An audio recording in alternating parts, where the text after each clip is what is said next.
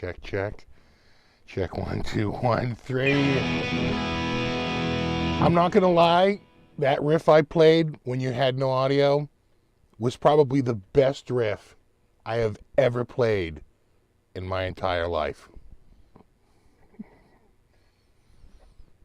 God, it's always the case.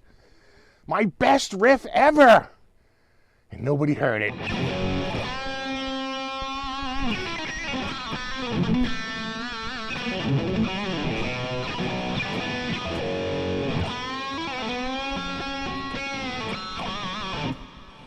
That riff I played earlier make that riff look like garbage. Oh, it was so good. Oh, they would have written books about it. It was so good. Not always the case. Anyway. Yeah, now all I can do is a tribute. What's up, Frank? What's up, Ron? Ben Coombs. Got Tim. Got Slamzilla, Dan of NJ. Guitar Man, Yeti Matsi, Jimmy Graphite. And cigars. We got Jazz Flanta, Majestic PB&J, J Chef Alan Husk. Dennis Ellis, Vince, Dan of NJ again. We got Bill. We got Patrick. We got Retro Puffer. We got Jade. We got Ben Coombs. We've got Surfy. We've got my niece Hurt and John and Ferd and BC Rich and Vince and Speaker. What's up, buddy? We got Double R Guitar, Tim Thomas, Frank C, Matt Thomas, Barry H, Super Lead 100, Rev CG Scott, and Cyborg Day Guitars. You gotta work on these names. What's up, Coots? Vimps, Tim, Sean, Patrick, everybody else, Joe, John, Pete, Nathan. It was my eruption. I was going to name it Volcano. And now nothing.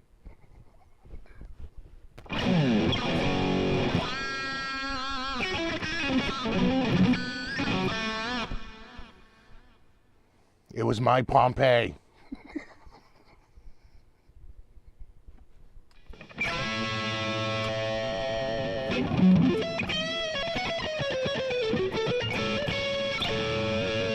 What's up, SMY3? Hit Metal Works. B-Tech. Got Joe. We got Steve.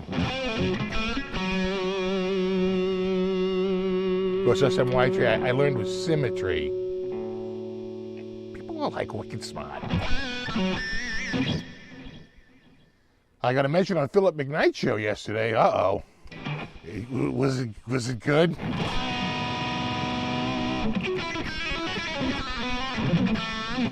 Exactly, Volcano. Right, Mom. I was gonna name it Vesuvius. Damn it!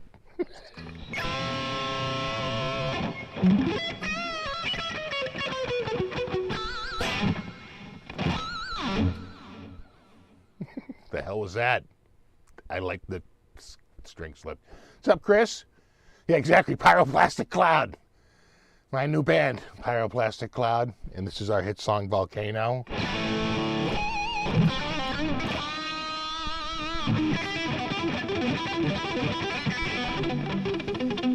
Have you heard that extreme song with the sick guitar solo from Nuno? I have. Oh, we mentioned it last week. I said his solo feels like a taunt to the rest of the guitar playing world. Like, check that out, bitch. See this? This is what you're never doing. Yes, we know. Yes. Somebody order the trophy. Jesus. Got a bad monkey lying around. Nope. I went with the nice chimp. Worthless.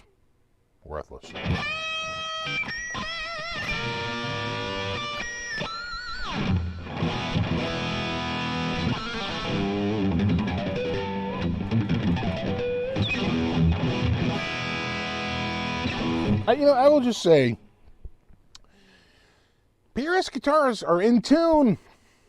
The guitars, man, they're really, really in. When you get them in tune and you tune them up and you get the tune and the right tune, they're very intonated. They're pretty good. I mean, any guitar is usually pretty good, but I just find that PRS is particularly good.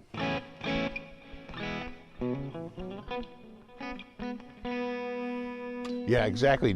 Nuno clearly spent COVID woodshedding.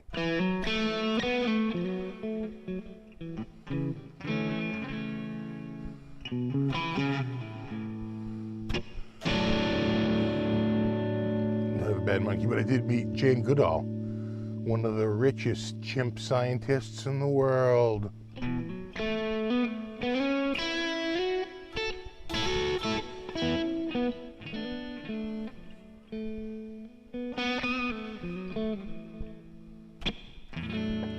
Oh. Maybe I am out. Here I am talking about how in tune it is, but I haven't played this guitar in a little bit. I'm going to give it, my a little slack in my E. And my A. Yeah, I'm going a little flat here because I'm stretching these out. I haven't played this guitar in, Jesus, since the last time you saw it on the channel, on the channel. And I'm thinking that was probably more than 90 days ago. We have a lot of guitars to get through.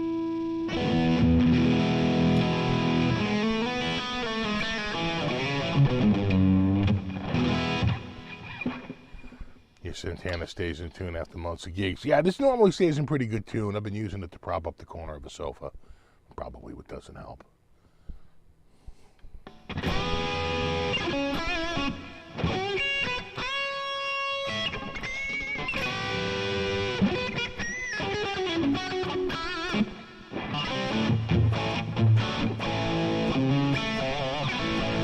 This will get in equilibrium at some point. That sounds pretty good.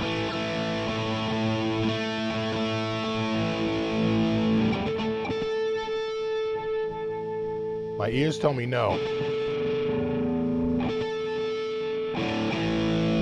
That tells me yes.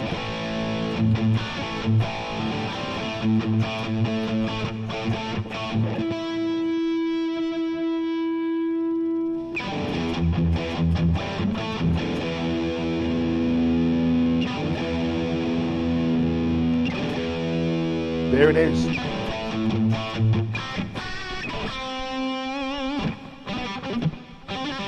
Guitar sounds great. Yeah, it's these, let's go to a pickup cam. It's those pickups there. They're sort of the new, sort of boxy look ones that he has. I like them. Plus, it's got a nice top and the ebony fretboard on this one. Because it's like a special run.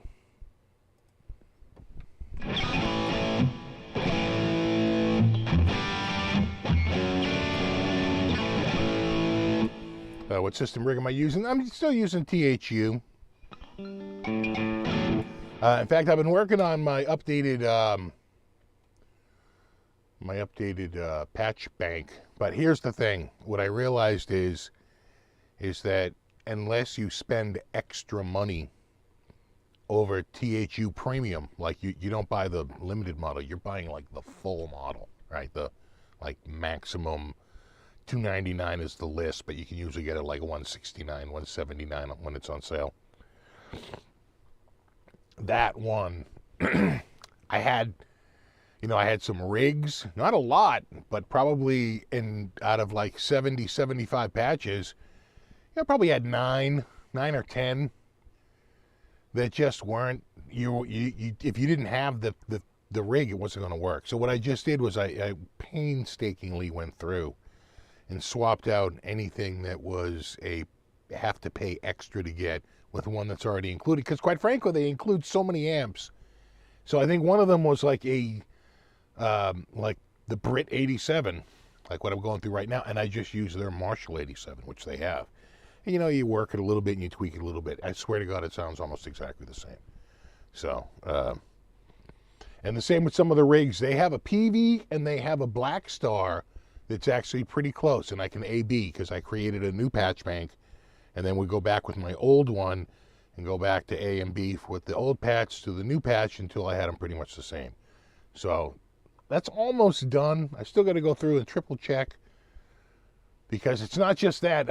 I found out that I was using like it was like a reverb or something that apparently isn't included. It came in some package that I didn't even realize it. So I just had to make sure I just use the one that's included, so you don't have to, you know, like dual heavy rig is going to work in anybody's premium rig, right? The other one there, behave lead, you know what I'm saying? There's all those, that's no problem at all. But like this one here, this YJM, that's not included. You'd have to go spend extra money. Or you're going to load it and they're going to go, oh, you don't have it, and maybe there's an upsell process, but I don't want to put people through it. Just replace it, you know. Oh, is it a Marshall I need? Well, luckily they have like 12 of those, like outside of the rig system. So between, quite frankly, one of the best sort of rig systems in there before they got their rig system was the Lynchbox head, because it was basically the Synergy head. And their version of the Tweed and their version of like the Plexi and stuff is pretty damn good. Really good.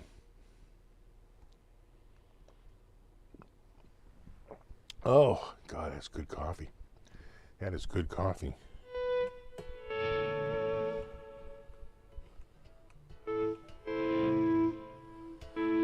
I am not selling the PRS, no.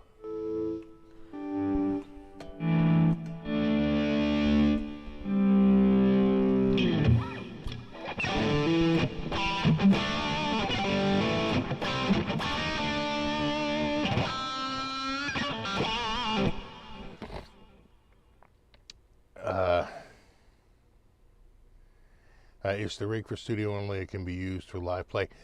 You know, I don't know if I know people that do this. I don't know that I would have the faith to do it, but I know people that do this. My buddy there, Kieran Robertson, who plays in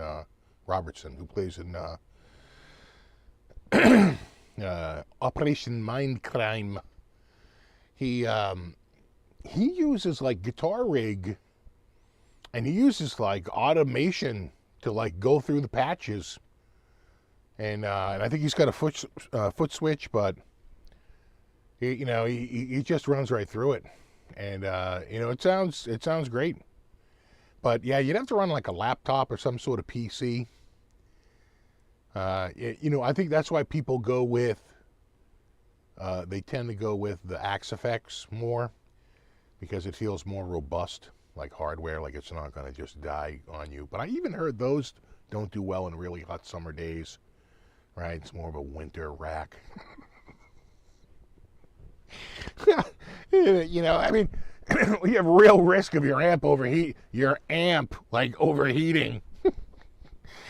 His Pentium is having a meltdown.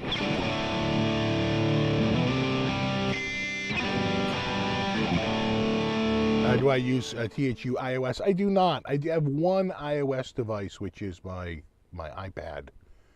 That's the only thing. But I only use, I think I get like Positive Grids Bias and Positive Grids, whatever their other product was there. I can't even think of the name of it. I haven't used it in that long. The one that put them on the map, their first one there. That one. What's really good on the iPad is the Moog synths. Those are really good. Like some of those synths, man, damn do they sound accurate, you know, straight from Moog. Especially their filters. Really good, really good.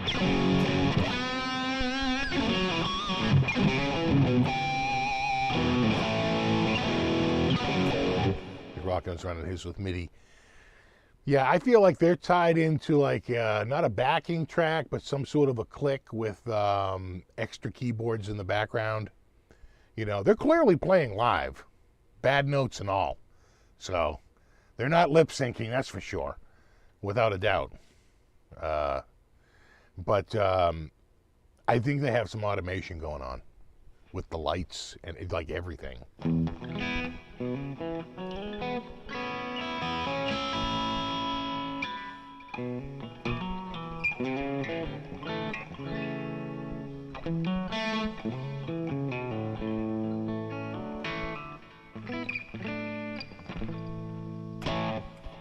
Use a computer chamber for the concerts, maybe.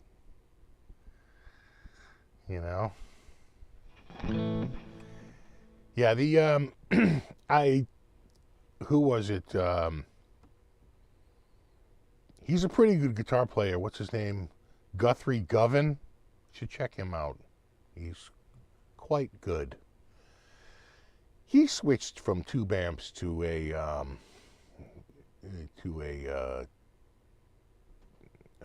Axe-Fx. And he said, because, you know, even though I could change effects, I always had like the same head and the same cab. Because I can literally like change amps with this thing. He goes, and the sound is so good. He goes, I'm just, you know, just blown away by the versatility of it all. And he goes, it seems like the house guys really like it when you show up with it versus a regular amp. It's easier to control. And I just use in-ears, and it's been just a godsend. And I was like, you know, you're making a lot of sense right now.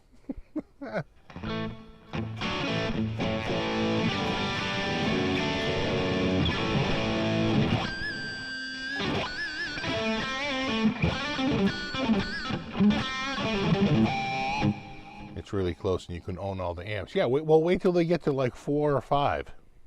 Right? It's only going to get better. It's only going to have like higher sampling rates, better processing, more accuracy. Right? Eventually, like the way amps are captured will become so good. Right? So, and the main selling point is consistency and reliability, especially in they're not as reactive to changes in voltage as a real analog amp is.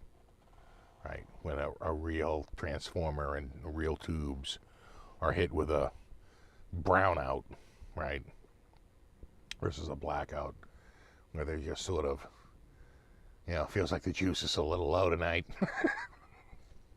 and I know I've seen, you know, guys like, I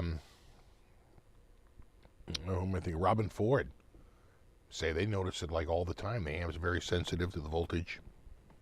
So you know, for consistency, versatility, and reliability, I think the whole touring market is slowly but surely moving to, you know,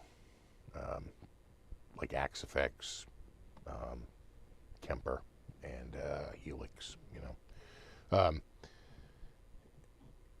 Steel Panther, who, you know, put an album out recently that I've been really digging. I've been listening to it this week. It's really good. It's one of their better albums as of late. The best thing since All You Can Eat. Really good.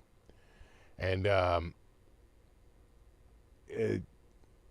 the last time I saw Steel Panther, you know, the few times I saw him a bunch of times before that, he always had the EVH rig, the EVH head and cab gone. He's full on Axe-Fx. Gone. When I saw Baby Metal, all Kemper. No amps, Kemper. They sounded great too. Sounded really good.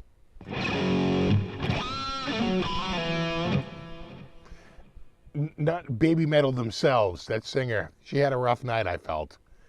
Little out of tune. But the band was awesome.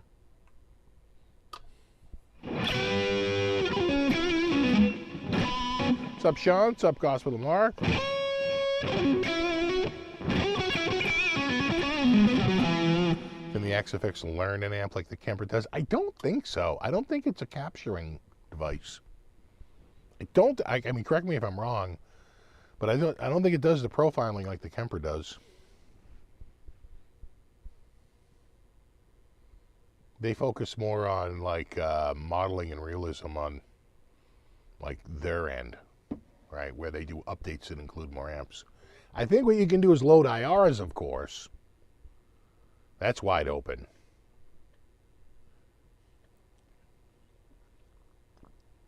What's up, Larry? 34 here and windy. We've been mild. Going to be cold tomorrow for one day. And then we're back to like 50s again.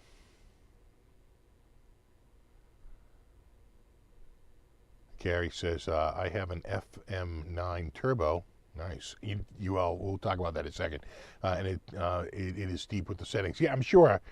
Where you're better off just use the software, right? And control it that way. Like trying to work the GT1000, the Bosch GT1000. Like the software makes it infinitely easier to work than, clicking through screens. I like you cold too. I am not looking forward to the warmth. In fact, speaking of that, and then we'll talk about the used guitar market and why sell. I'm talking to you. I finally get some movement on my air conditioning fix. My air conditioning is currently broken. One warm day, and I'm gonna have a goddamn conniption. So how I've been sort of researching and getting around. I finally found the parts list for my. I don't know why I didn't do this earlier, but I finally got the product number off the side of the unit. Found out I got that and the model number. Turns out they don't go by model number; they go by product number, which is a longer number. Found my product number. Found a full parts list. Found 3 different vendors that have the same parts list, and they all said the same parts. So you feel like you've got some cross-referencing there. That you got the right items, and you got the correct fan motor, which I'll try not to anger myself too much. That dummy that put in that fan motor the last time on the outside condenser, they use a generic motor, and it was an inch and a half taller than 1.5 inches taller than the motor that came out. So you don't have to be a rocket scientist or an HVAC tech to know that by definition, the fan blade, no matter how low you put it on the post, is going to be 1.5 inches lower in the well than where it was before. Right? And it never really did blow out the top, and it always ran kind of loud because the compressor was had a hard time compressing because it wasn't venting out the heat well enough, So I found all the correct parts, and actually the place that has them, it's kind of weird. They're Seventh-day evangelical Christians, which basically means that much like Orthodox Jews, from sundown on Friday to sundown on Saturday, they conduct no commerce. Like BH Photo, right? You can go on their website and look, but I don't even know if they let you put anything in the cart because it feels like a transaction, right? They won't do commerce. The HVAC site just shuts down for 24 hours or longer. It depends on the sundown to sundown length. So I guess longer in the winter and shorter in the summer. Oh, dude, the headache that dude caused me. So, did I tell you, I ran into one of the brothers from the HVAC place at the barbershop. I don't even recognize him. Well, he recognizes me. And he goes, oh, hey. And I was like, oh, hey, what's up, And he sits in the chair, like, right in front of me, and I'm waiting for my guy. He goes, how's the system running? I go, actually, my air conditioner is broken right now. And he goes, oh, just go over to this place, they'll sell it to you, but they won't. They won't. There's tons of places that'll sell, but the particular place he said they won't actually sell you can't walk in off the street and you buy from them. You have to have a license or whatever. They're colossal douchebags. So, at least according to every single, Google review. So, I happen to have it on my phone, and I'm showing it to him. I'm saying, yeah, look at the fan's broken off. And he sees these, like, dents on the fan, like, the little collar, right, that holds it on with the bolt. He goes, oh, it looks like you've been already whacking it with a hammer a little bit, huh? I go, no, that would be your cousin.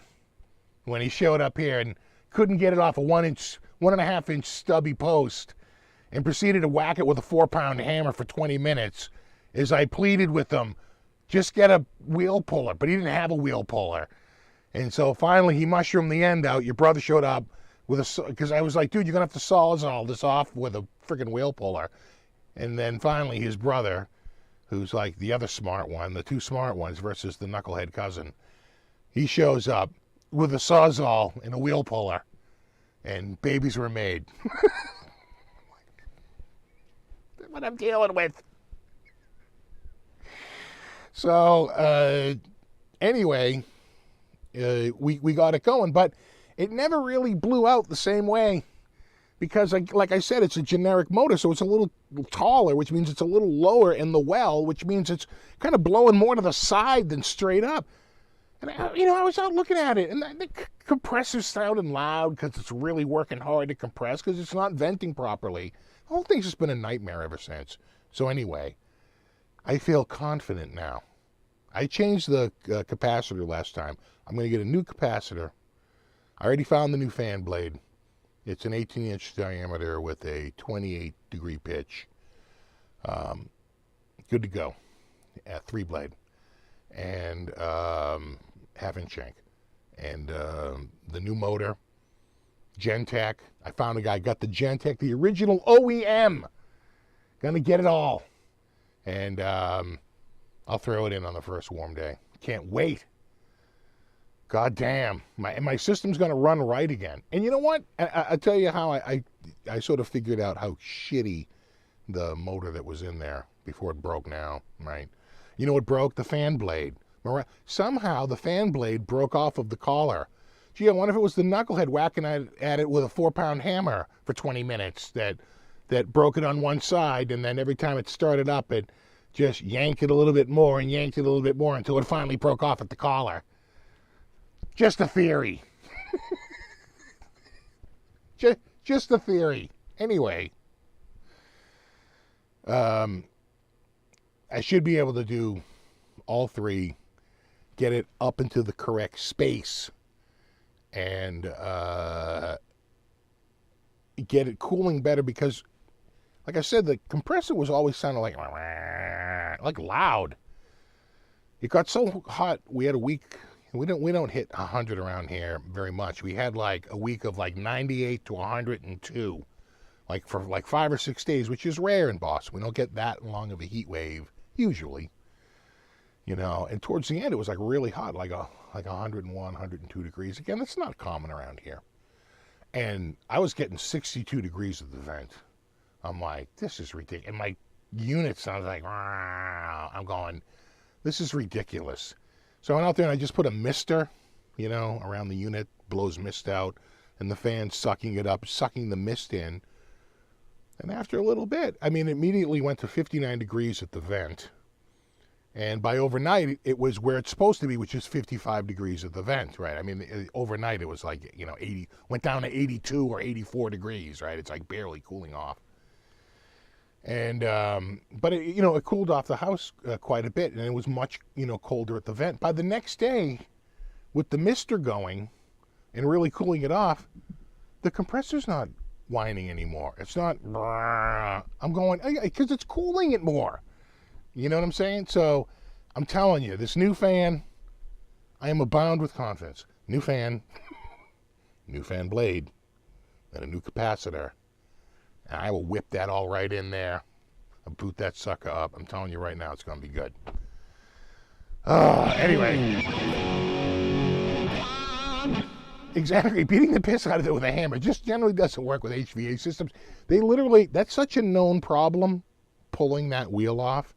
They literally make a special wheel puller by HVAC systems just for HVAC fans instead of just a generic like 3-spoke wheel puller, right? They make a special wheel puller, just a fan puller. And he didn't have it. All he had was a hammer and a lot of stupidity. Put that all together, and you're watching a dude whack it, and I'm going, oh, go on.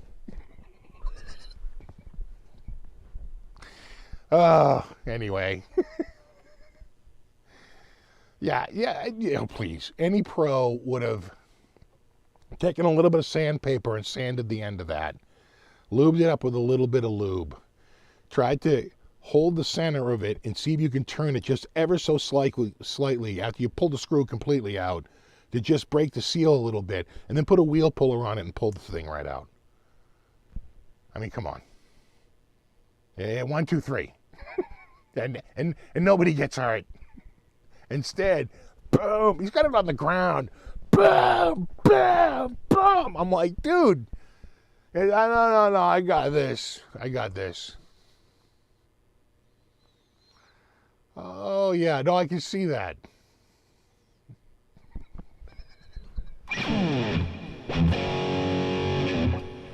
When you go online, they're like, whatever you do, don't hold the end of it with lockjaw pliers, because you might cause a little nick in it, and the collar won't come over the little nick.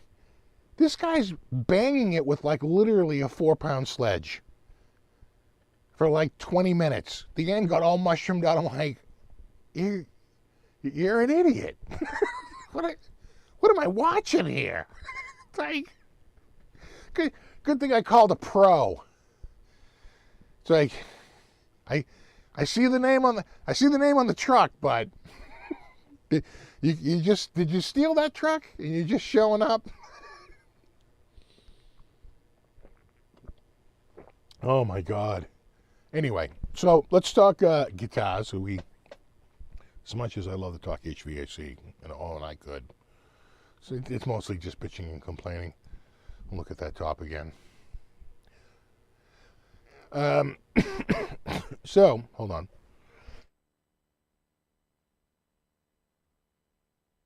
Yeah, a little better. So let's talk why now? Why is now the best time? Actually, we've been in a good time for at least 2 weeks. And this isn't the first time it's come up. I've seen people in like November on like Strat Talk go, Jesus, I've had this Strat out there for like a couple of weeks in like, early November, late November, whatever. And I'm trying to sell this guitar and I have like absolutely no action on it. This price isn't bad. But they're like, dude, people aren't buying guitars right now. They're buying like Christmas gifts. He's like, yeah, that's why I'm figuring it's going to be a Christmas gift. He goes, yeah, but people don't want to buy used guitars for Christmas gifts. And it's more for like themselves than for somebody else, right? So, and the consensus was, and there was a lot of talk on there, and I completely agree with them, that the best time is now, and some people in the chat have already got it. It's tax season, and you get in America, and I don't know about the rest of the world, but certainly in America, if you overpay on your taxes, and a lot of people do because they don't want to underpay and get stuck with a bill. So they'd rather overpay, even though it's an interest-free loan to the government, they'd still rather get a little bit of money back than to have to owe some money, right? And some people like to get a lot of money back because they're terrible at saving money. And they love to get that big fat check. You get a check some years, $8,000, $9,000, $10,000. I know dudes who got like $12,000 returns. That's a nice little chunk of change out of nowhere. And, they run right out and buy like Les Paul Customs, right? Because it's mad money. It's mad money that just shows up. One day, all of a sudden, I got money in my account. So, but in order to get that refund, admittedly, you got to seriously like overpay on your taxes. But some people do. They just do, because they don't want to get to the end of the year and find out that they owe $5,000, right? That you're taking home way more, or you're working with your taxes. Now, most people who work for themselves or have their own business, it's a whole different thing. I'm talking about people that just work regular, and there's plenty of them out there. A regular W-2 take-home job. You work for somebody on a salary or by the hour. You get a regular wage, and instead of like declaring 1, you declare like 0, no dependents. So at the end of the year, you don't have to worry about having to pay any money to, for tax time if you don't have enough deductions to offset your income, and they didn't take enough money out to cover your tax. So what they do is they declare 0 dependents. They take a little bit of extra out, and then at the end of the year, you get a big fat check from Uncle Sam. When I was a kid, I'd have a check from the government for like, $450. It was like hitting the lottery. It was like, woo! Let me go buy a guitar. Let me go buy an amp. And that really happens. And when they were talking about it on there, the general consensus was, I have my best luck, kind of starting late February, but really like early March through about mid-April. Because if you're getting a refund, you tend to get it in early. If you owe, you get it in on April 15th. Because why are you doing it earlier if you have to make a payment at the same time, right? You pay at the last possible moment. So after April 15th, sure, you get a lot of people who are still trickling and getting the refunds, but most people who know they're getting a refund and got their W-2 on January 30th, right, or prior, 27th through the 31st, right, is when you get your your whatever it is there. I get a 1099 usually, but I don't know what do people with jobs get? I wouldn't know. I get 1099 everywhere. I get like 5 or 6 1099s. So you deal with this one income, very simple, goes through, and then boom, all of a sudden, in your account, straight in your account, is a chunk of money. W-2, thank you. W-2, yeah. W-2, yeah, I get 1099. Right, W-2, yeah. So I'm always 1099K, 1099 MISC, 1099 NEC, right, non-employee compensation. And those, they take no taxes out. So those are always a beatdown, right? Because there's no taxes taken out of any of that. 1099 means 0 taxes are taken out. W-2 means taxes were taken out, and if enough are taken out, get ready for your big fat check. And so that's why, to bring it all back to your purchase of is it $10,000 for the Bad Monkey? Are we up to 10 grand on that? For the one that was owned by, is it 15,000? £10,000 would have to convert that. But there is a claim to fame for this particular a Bad Monkey, and that is owned by this guy. It was on his pedal board. And so it's got a little bit of provenance to go along with this. Looks like they wanted, 95 pounds at one point? No. Is that 95? And now they just want 10. Look. Or is that $7.95? Because it was owned by him. And it went from $7.95 to 10.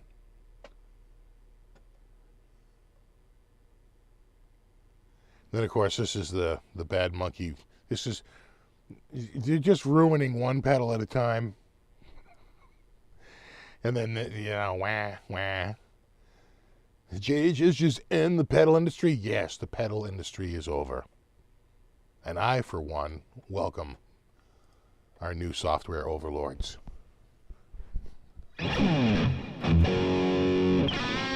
Or rack. So in America, let's sum this all up. Let's wrap this all up in a neat little package. Money is flowing freely from the government to many citizens in the U.S. right now. There's a free flow of cash, and from tax refunds, and you gotta grab that money. So, if you are ever thinking about selling something, now may be the time to throw it up on Reverb. Oh, speaking of that, I gotta say, my heart kind of broke for the kid. He's such a nice guy. Did you see? I don't know. I can't pronounce his real name. Did you see what happened? Stay Metal Ray. You see that? You see that Silverburst Les Paul custom he bought off of Reverb?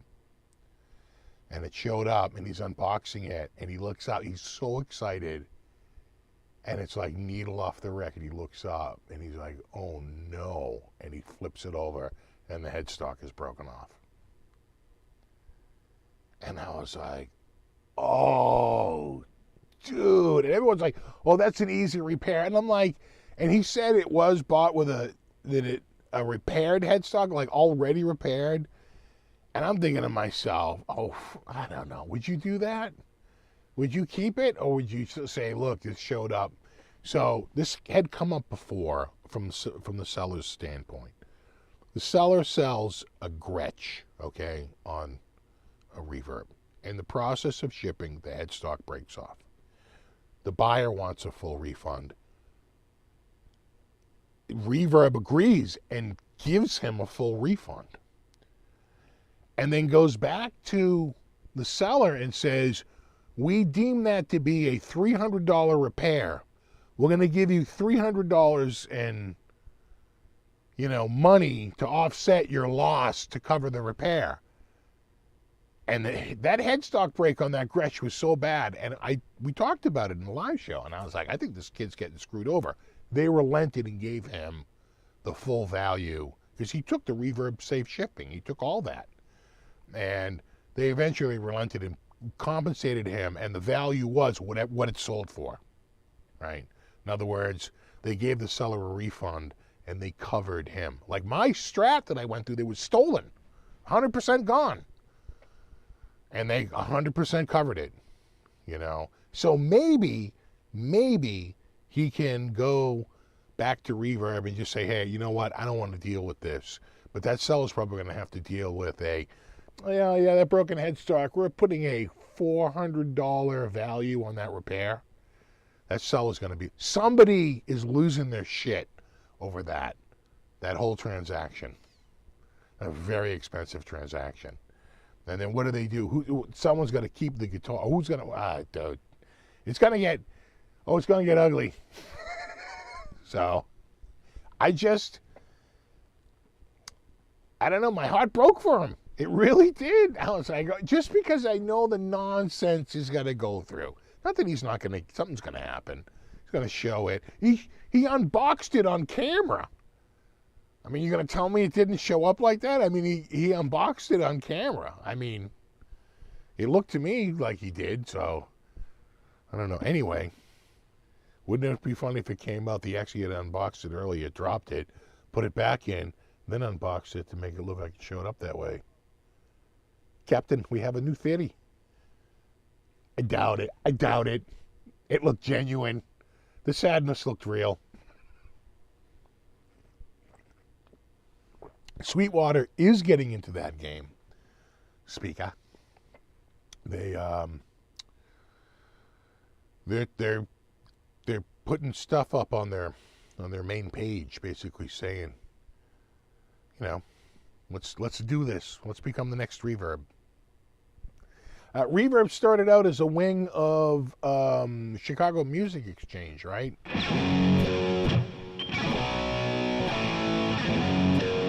We aren't talking about money.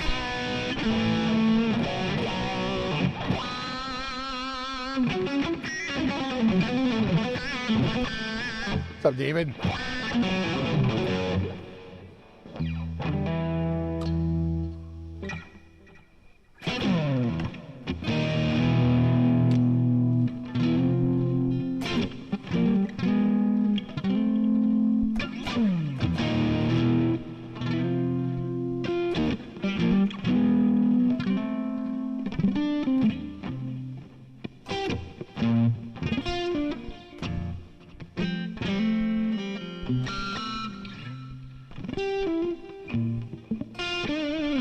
Yeah, right. CME, and then they sold it to Etsy. Yeah. And immediately raised rates, right? Wasn't that pretty quickly? Like, had the same thing happen to me. Bought a Jackson Soloist from Europe. Showed up with a broken headstock, reverb replaced. My full refund, even sending it back, nice. Yeah, covered the return, because that's an expensive tag. You know, oh yeah, just pack it up and send it back to Europe. How much is that? Oh, it's only like $137. What was it? What was that? $137. Yeah, Coots, this neck is ebony. This was a special. You could get it in a special run. You could get it with ebony. And a special figured top.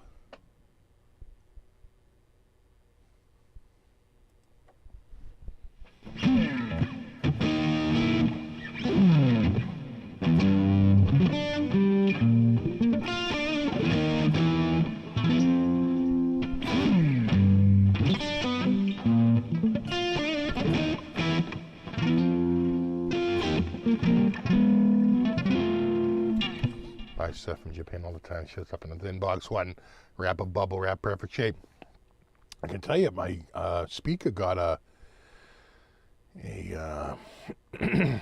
Greco out of Japan, and it showed up with the neck cracked off at the base. And that actually was a fairly easy fix, and it seemed to be pretty durable, but it was definitely broken off, like right dead center.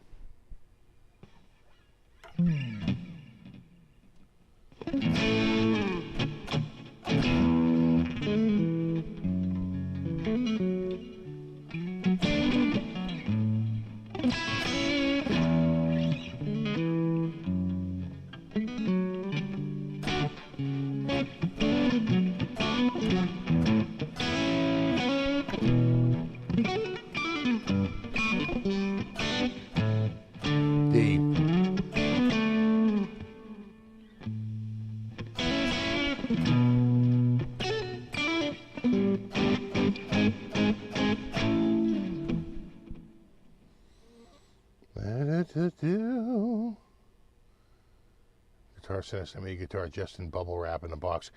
They do that to me all the time. I bought a Gibson Les Paul Classic, the black one I have there, Blackie Flawless. And that one showed up with what looks like a big cardboard scrape on the back of it. I swear to God, when they were wrapping it up, what a nightmare. They shipped it without the case. It showed up like in a giant wrap of bubble wrap in a big box. And I was like, it said it came with a case. Where the hell's the case? I called him up. He's like, oh, sorry. The case shows up. It's got the photo, all the provenance. It's got everything in it. And I'm like, to their credit, they overnighted it to me. But God, why? How about you just, I don't know, get it right the first time? Get back to that new Winger track. Guys are watching The Beaver and the Buff Coat. They've been pretty funny, man. Of course, they have the middle-aged Beavis and Butthead. Right, a new, because it has been 30 years.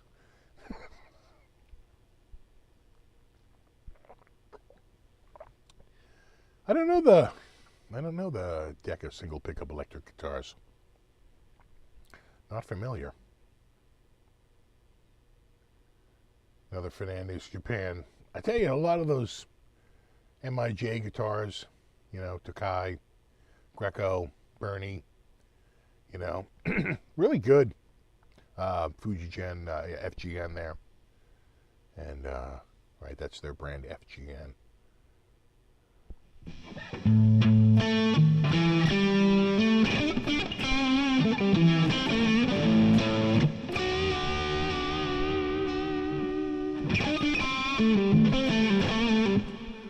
What guitar shop is the most famous in the U.S.? Well, you know, it used to be the ones in New York City like Manny's, you know, and like 48th Street Music and Sam Ash.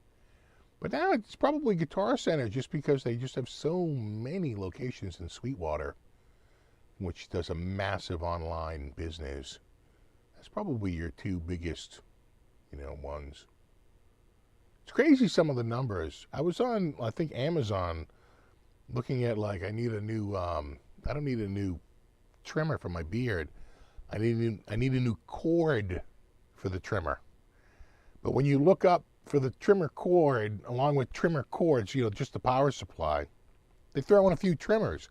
And lately, I've been seeing, like, how many sold. That Norelco trimmer, they're like 8,000 sold in the last week. 8,000 electric trimmers in 1 week. That's a lot of friggin' trimmers. That's just one on there.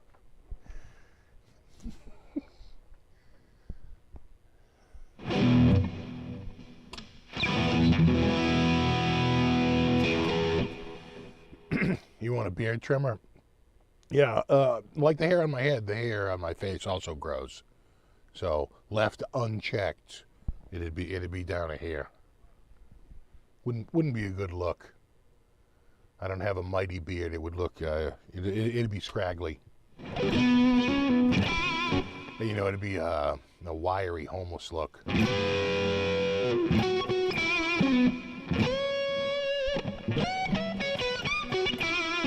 The man scraper. Get a Flowbee, the beard bee.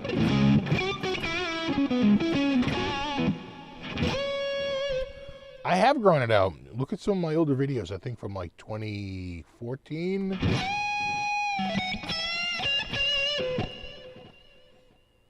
It's shockingly long and shockingly darker. Like, oh wow, my beard used to be black. Huh.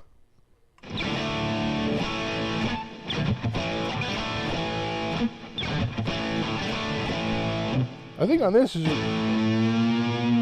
isn't decked.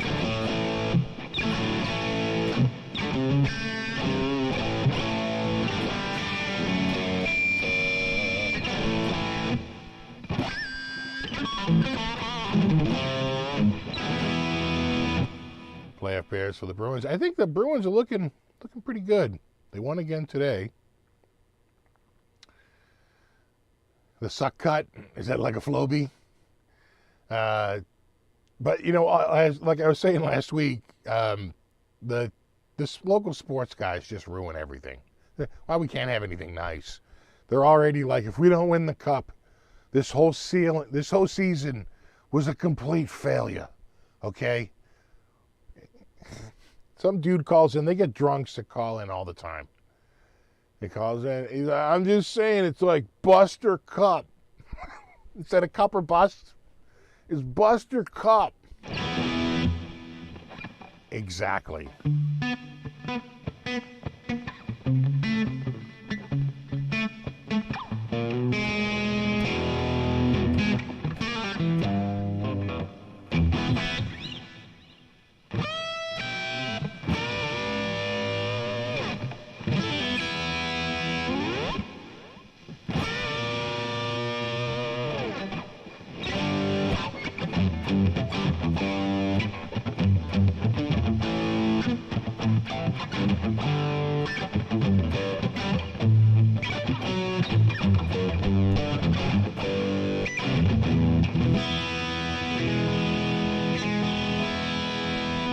Sounds a little loud, doesn't it?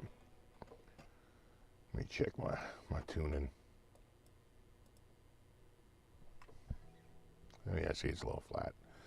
I was like, it sounds a little sharp, but it's because it's all relative. Yeah, you're a little sharp, eh? You know what I got to do? I did this on Bobby's Epiphone. I got to spend a couple of seconds and just lube those nut slots. It goes a long way. Do I have it over here? I do. Actually, we can do it right now. We got time to kill. It's a goddamn 2-hour show for some reason. Oh. I'm using the Dario Friction Remove. Donut Remove.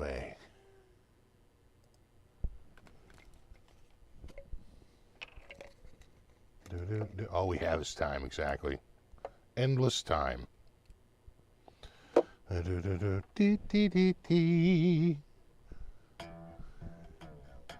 I like to lower it a little bit. It's like what I do. I like to pull it out of the old slaughteroonie. Yeah, get in there. Get in there. Oh, yeah, I oughta. Oh, yeah. Jesus. Save some for later, bro.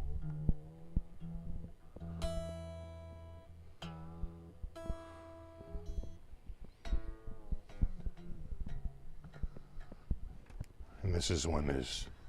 I'd say these strings don't feel too bad.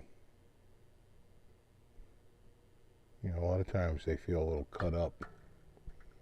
But these feel pretty good.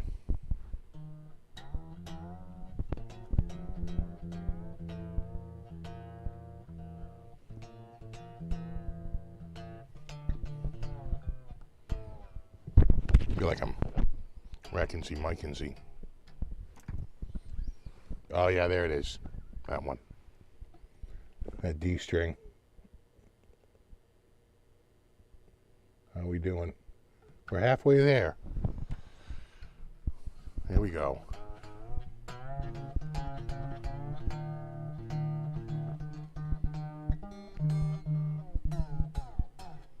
Almost there. So close. Did I mention it's going to be cold tomorrow, but then warm this week? Let's see if this makes a difference.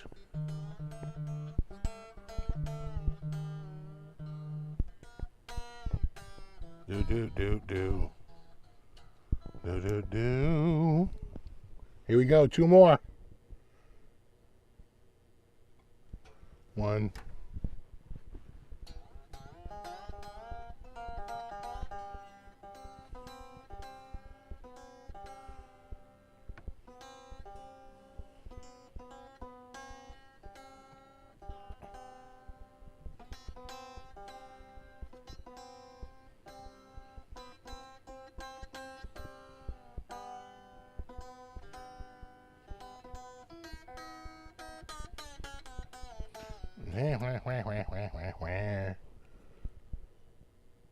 Thirds, not fourths. There we go. And we just do a little wipe a do, and we're done. And we are done. Hold on. There we go. Back in. We're gonna go to the tuner. We're gonna tune. It's already much better. Wow. So much better.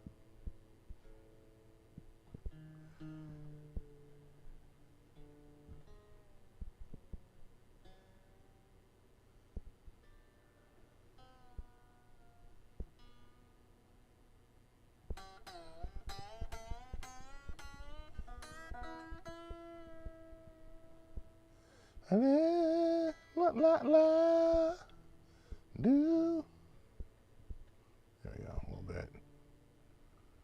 Little bit. Almost there. We're so close. Welcome to the tuning channel. All tuning all the time. After this, we're going to tune a 12 string. So get your popcorn ready. And your Adderall. You're going to need it. All right, here we go. And I'm back.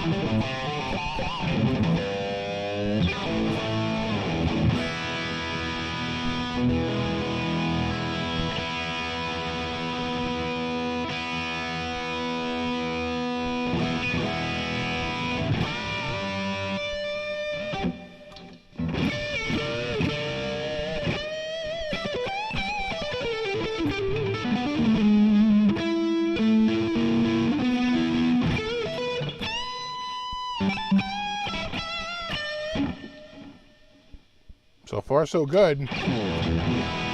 Oh, no.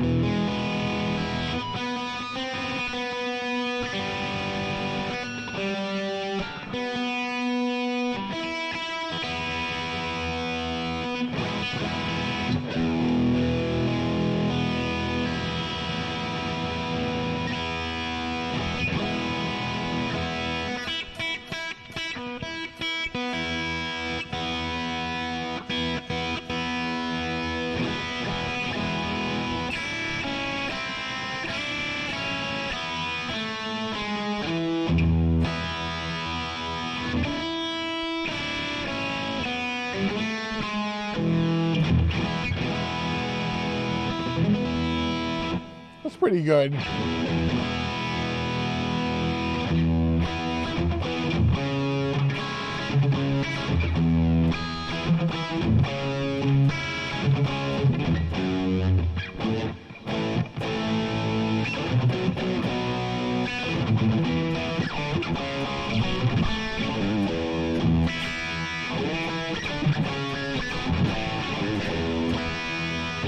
Yeah, it sounds in tune. I do wish I had perfect pitch, but I don't. Not even close. I have like imperfect pitch. The pitches I hear are vastly different from what's actually being played.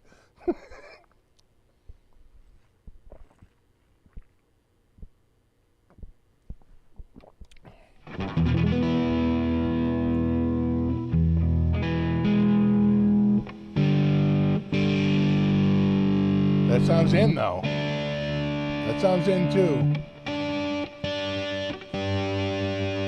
Not that, though. But then you have to say, am I fretting it right?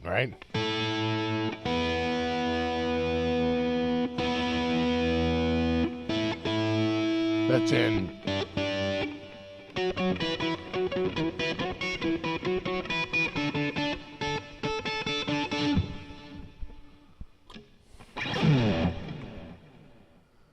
Was that Bowie?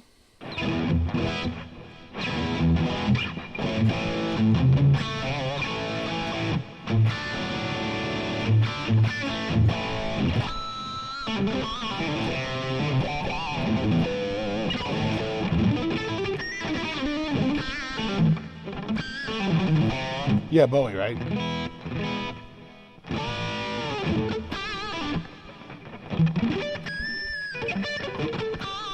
What's up, Terry 3Gs? I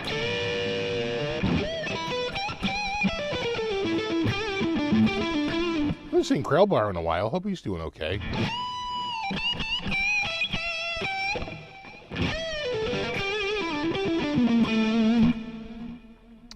don't think I know Valley Girl.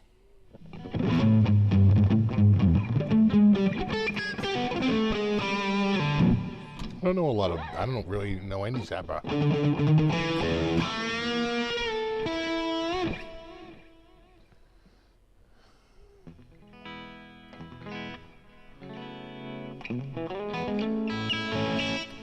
Yeah, when I was tuning a lot of guitars at the music store, after a while you can just tune them.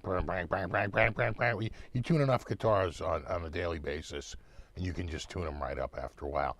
But the funny thing that happens is, you almost start to tune them to like E flat instead of E. And you're like, oh no, that's right, but you're perfectly one half step off. It's weird, but it does kind of happen.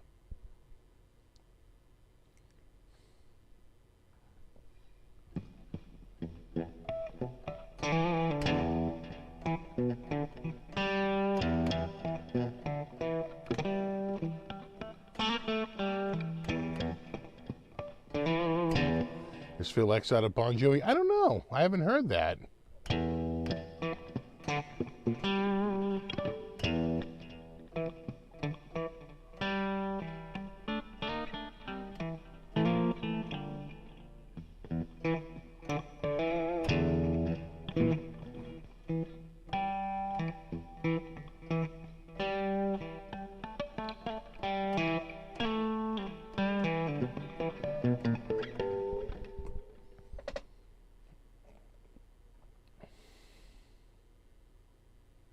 Like E flat better and a Strat a little slinkier. Oh yeah, no, everyone knows the Stevie Ray Bowie connection. Because it was so weird for Bowie at the time to go with this blues dude.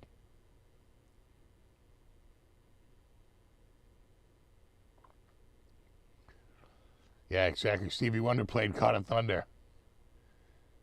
That and Superstition, not too far off from each other.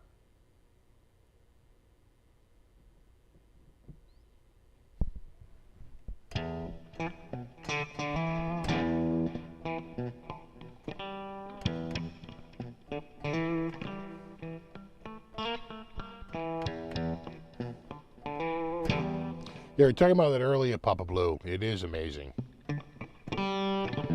Nuno is killing it.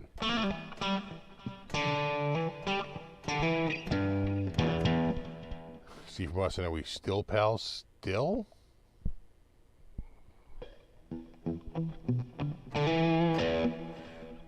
Isn't that how it started last time?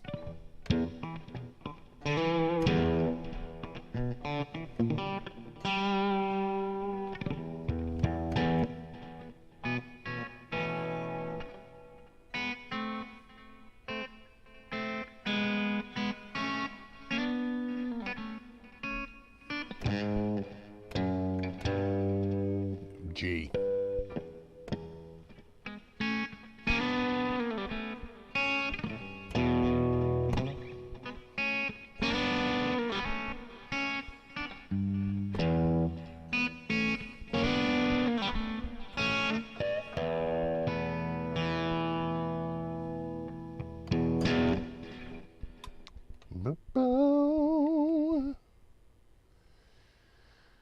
A lot of people ask me if I'm going to NAMM in April. I am not. But I probably will try to go next January. You know, but I'm not going to go in April.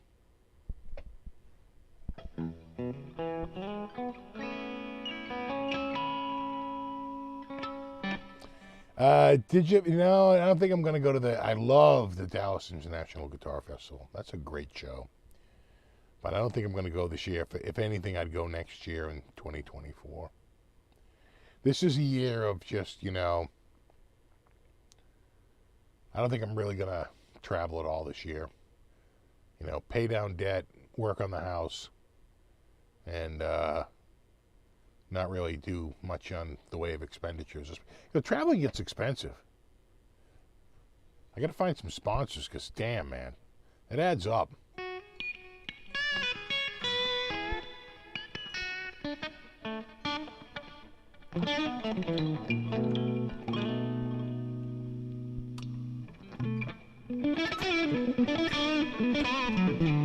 And, the first time I went to Dallas, it was so friggin' cheap. It was like one of the cheapest events I had ever been to.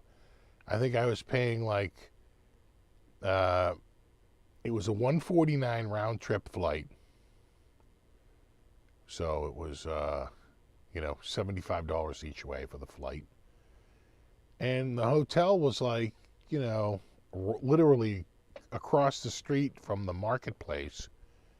It was like $110 a night, which is, that's pretty cheap for what I'm, used to paying for hotels. You go to the NAMM show in LA and everything is far more expensive than that. Not even close.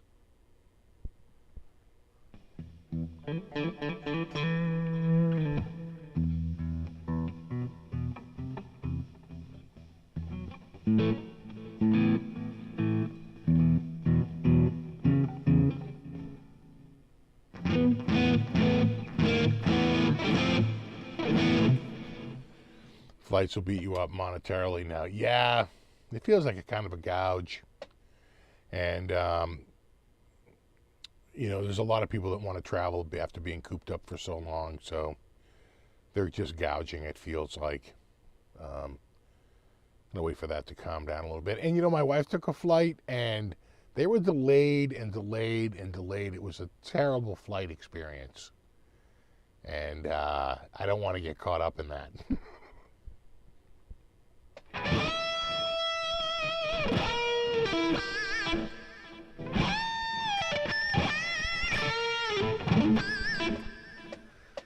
Anaheim's usually around 200 a night.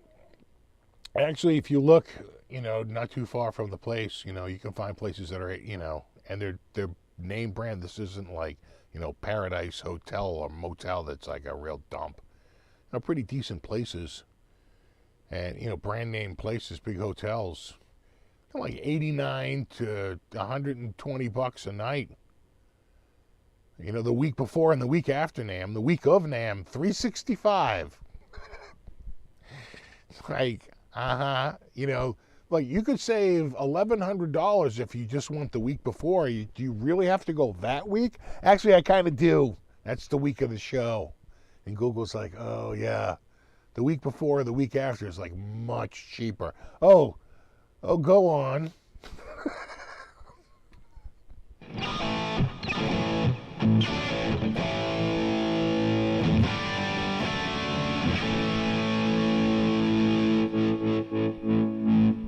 Yeah, dynamic pricing, yeah.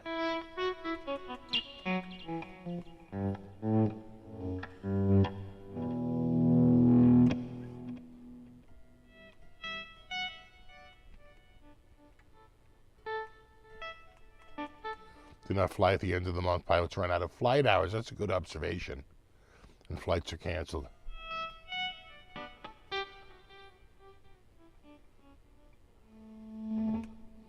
Like Montreal during F1 week. Exactly. Any major event going on, they just gouge the prices, I remember I went to this one hotel and I was paying it was a gorgeous, it was, they were showing me, 3D renderings of what the hotel would look like, when I got there. It only opened 3 weeks prior to me showing up to it. It opened up January 1 and I was there January 21. And gorgeous, brand new hotel was $165 a night. The next year, they were $389 a night. They got the memo. They're like, we left a lot of money on the table the week of NAMM. It's just so cheap. Have you tried Amplitude 5? Yeah, I've tried it. I'm not a big fan of Amplitude. That and Guitar Rig. I like THU better. Though I think I gotta check my master here. 76. We could probably change that to. Where does it start? 79.7. Let's go to 78.4. That's probably a.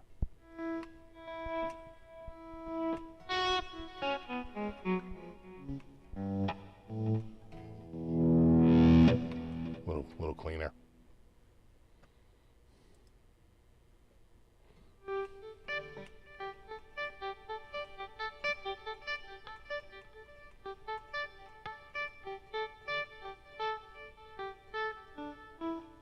I think NAMM is on its last leg. It feels that. It feels like the pandemic just disrupted it so badly, and people didn't do horrible business without going. They question the efficiency and efficacy of such a annual event.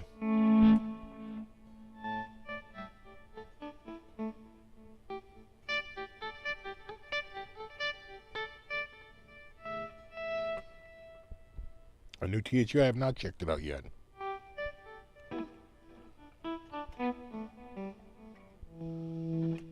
THU's on sale right now. They do sales every so often.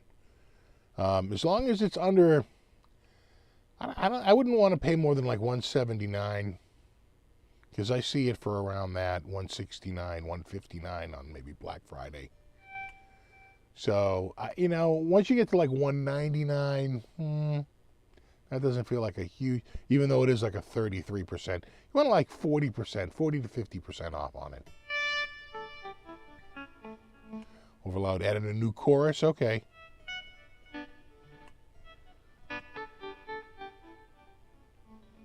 What happened to NAMM going virtual? I think it was kind of a flop. I think nobody showed up.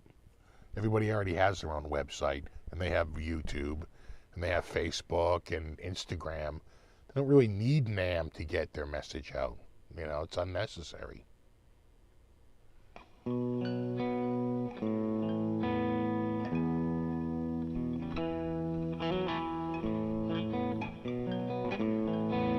What's up, Bobby?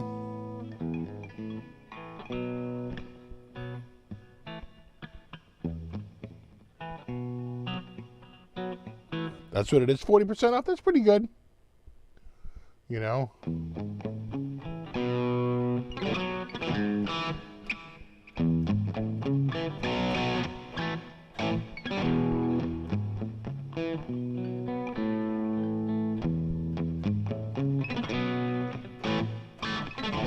Yeah, NAMM is just a party now. Kind of is.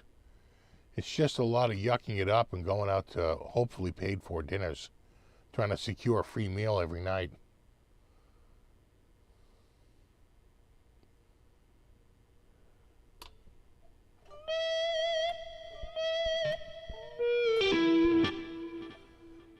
Craig says he just picked up a Telecaster. What a great guitar. Teles are nice. I have two. A Squire and a Fender.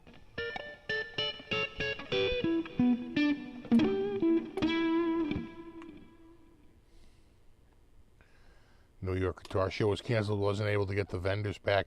They're doing I think they're doing the Monterey show or Montreux, right? In Geneva, right? Montreux, is it Switzerland? They do there's a show that's there every year. I think that's coming up soon.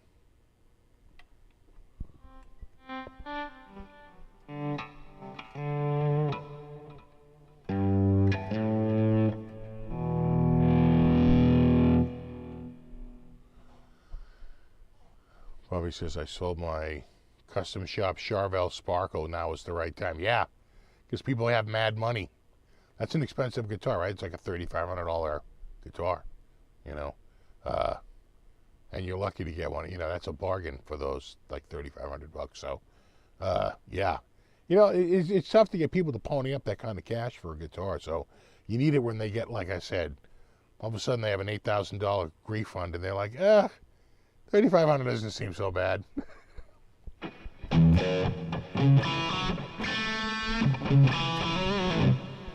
I'm super guy. You know, that is the Montreux. That's the same Montreux. Some stupid with a flare gun burned the place to the ground. That is the place. In fact, they have a shrine to it. Right? Well, Frank Zappa and the Mothers, they have the best place in town.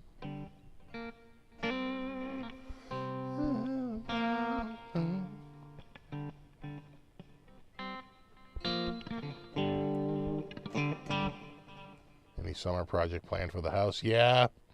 I tell you, I've been doing some recon work, trying to figure out just how bad my front fascia board is rotted. I think the supports are all fine. I think it's just the fascia. I think the supports are all in there, but the front's falling off, and you can't take the gutter off without pulling the rubber roof off. The rubber roof comes down and around the end, and then is held down by a strip, like an aluminum strip against the inside of the gutter, and they just cut the rubber roof at the whatever that is called there, I don't know, that shank that sticks out every so many feet on a gutter. So it's a big pain in the ass because behind it the fascia board is rotted pretty bad, and I thought that the whole thing was compressing down, but once you do the recon work and you look, you can see that the front fascia board has come down, and it's pushing like these cosmetic boards down, but the porch itself is not right. It's in there. The support's inside. Inside those columns that are all these boards on the outside is the actual column that's holding the friggin' porch up, which I think is weather, pressure treated. So it's a big It's going to be a nightmare. Let me see if I have a photo. I did a lot of video work. I don't know if I have any. Let me see. Yeah, here's a good indicator. Brace yourself. So there's the corner. You can see the fascia board on the front is slipping down. It used to meet up at this corner. See, it's down by a couple of inches. This whole front is sliding down, and it's compressing right here. See that compression? But the actual, this part here, this soffit, hasn't fallen, right? This one has on the front, but it's just the outside board. It's going to be a goddamn project. And I don't think I have a picture of it. Let me see if I can find one. I don't think you can. Oh, I was hearing some crows go a little kooky, like literally in the tree, like right above me. I think that's a juvenile red tail. The crows were going crazy. And I was like, what's the commotion? Jesus! Rah! Rah! And they were like, we don't like him. We don't want him in the neighborhood.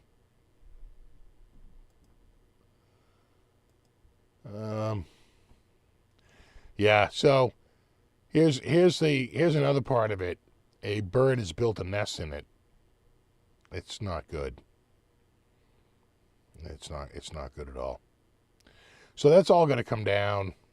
And then in order to put it in correctly, let me see if I have a better photo of it here. Yeah, you can probably see it like here. And so you see the front's coming down here. In order to put it in correctly, this gutter has to come off, and then this board, you have to peel these boards off. You've got to peel the soffit off, right? You've got to peel this binding off, right? The molding, and then you peel this board off. It's all an intricate puzzle. For those of you who ever worked a Lego, you know what I'm talking about. In order to do this, on the porch here behind it, I would most likely put a floor jack in there, put spread out a piece of plywood on the floor, like a 2x2 or something like that on the floor, and like a 2x2 up on the ceiling, just to make sure that this shit isn't coming down. Put like a 6-ton jack out there or something, just to make sure. The good part is like if you look at the inside beams, because I went in there with a camera, it all looks fine, right? The inside beams are like pressure treated, or they're much better, whatever they use, and they're like tar treated. It's this outside that's the problem. And we've got to end this now. And you can't do it without putting a new roof on the front. And I've had it priced out, a new roof on the front of this, just a rubber roof. They want $7,000. So I can't pull that off without having a roofing company ready to go to put that roof back on and that gutter back on when I'm done. So you pull it all off, pull the boards out. If there's anything in there that's rotted, just jack it up a little bit and slip in a second beam next to it, right? And then fix all that, and then you got to call a roofing company in to put a new rubber roof on.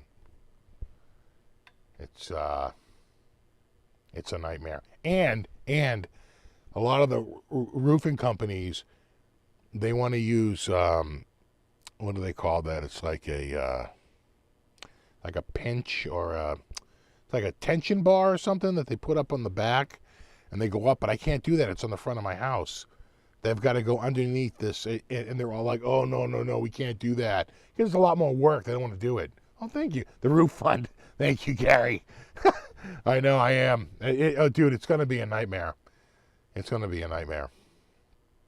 I'm already, that's my biggest concern right there, is that little section of roof right there.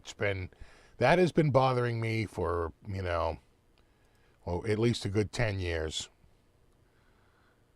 And when we moved in It was already starting to compress. That was in 2001. When we went around, the my home inspector during the purchase of the house 22 years ago, 21 years ago really, pointed it out. He said, this is coming down. You have some compression. You have some rotting in there. You're going to have to replace that. I said, all right, sure. Now here we are. That guy's probably dead. He was like in his 60s. Like, here, all these years later, still haven't got it done. Exactly. Just buff it out. It'll be fine. You know? So, it will. We'll see. It's a big giant, Listen, the first thing I got to do is fix the air conditioner. I'll get to the front porch. And quite frankly, I got to do the whole back porch too. But the back porch is infinitely easier than that front porch. It's a lot smaller. The roof is fine. It's just the floorboards and the fascia board on the outside. That's a nothing, Exactly. A little Bondo. Yeah, exactly. Water damage in old wood. Yeah, call the HVAC guy. Hey, bring that 4-pounder. Just start whacking it. Yeah, is there a red tail in here? Yeah, I think that's a red tail, right? The 12th fret, red tail hawk. Pretty sure you're right. Right, hummingbird. It's like a kite, a skiff. There's like a swallow, a friggin' an owl.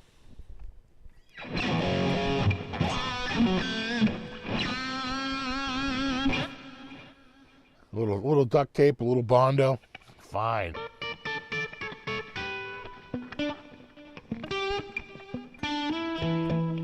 Exactly. Get rid of the chips and just cut them up and throw them up there.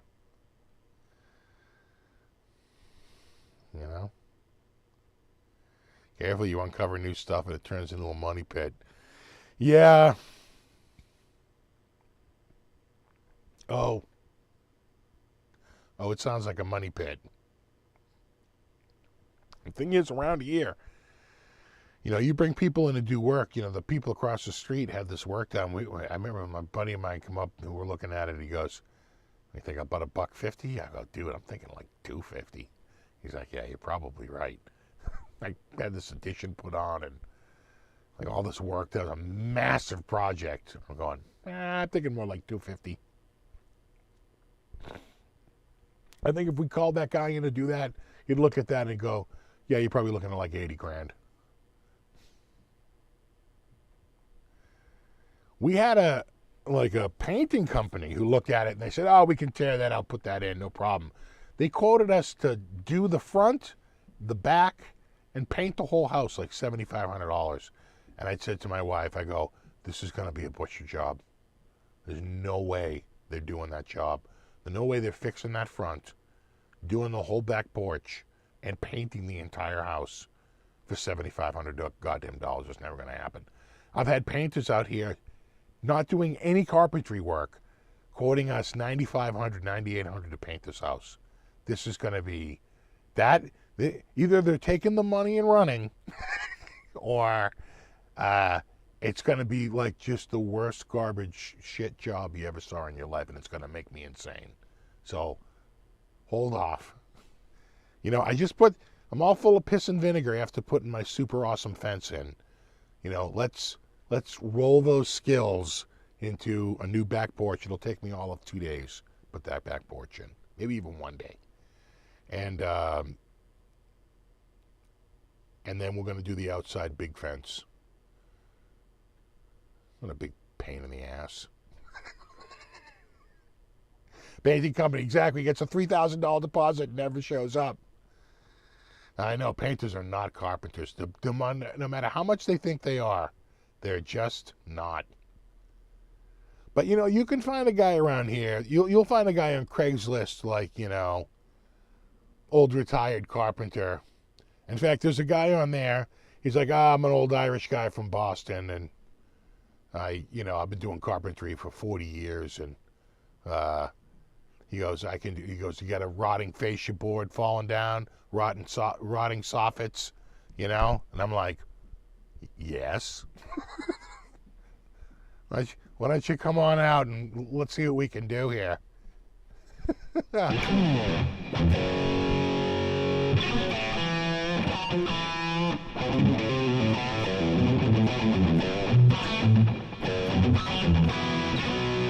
Little empty acreage across from you.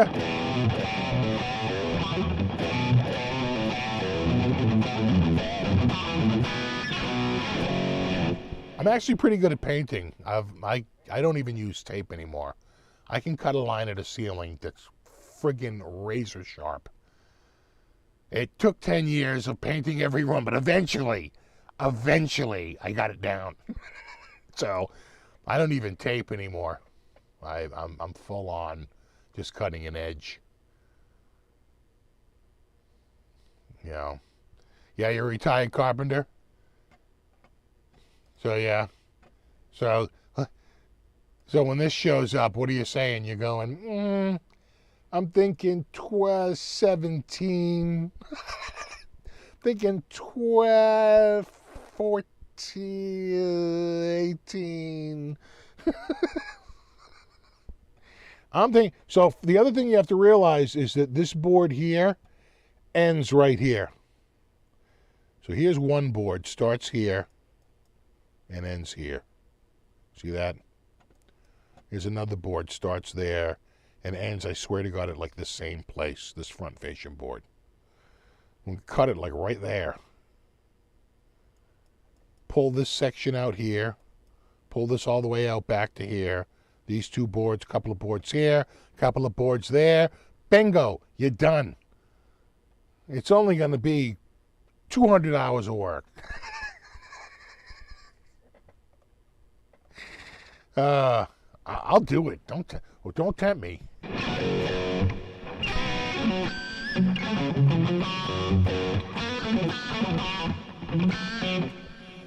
The good enough brush you can cut in pretty good. Oh yeah, no, I like the Worcester. I love that, the Worcester Shorty. Love the Shorty.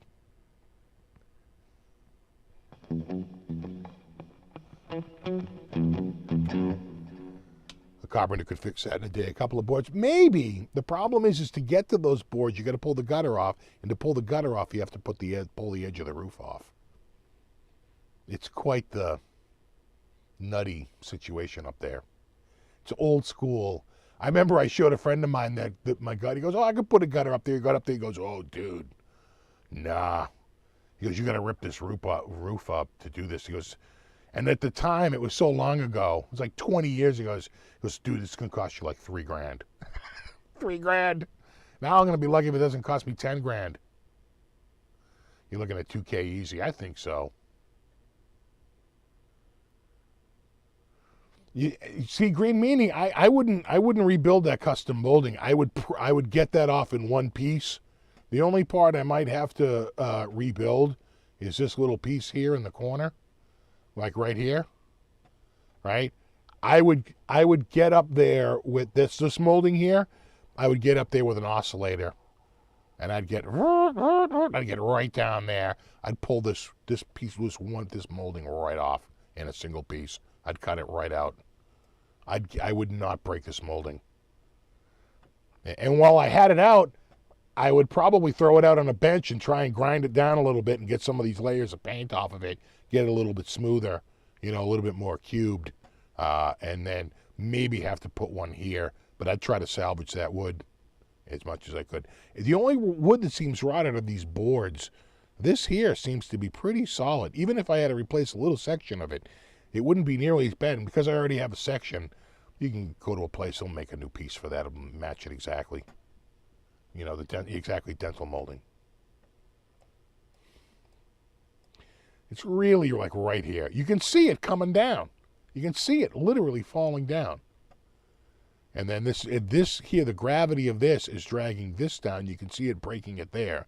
It's dragging this down, and that's putting weight on this, which is dragging it down.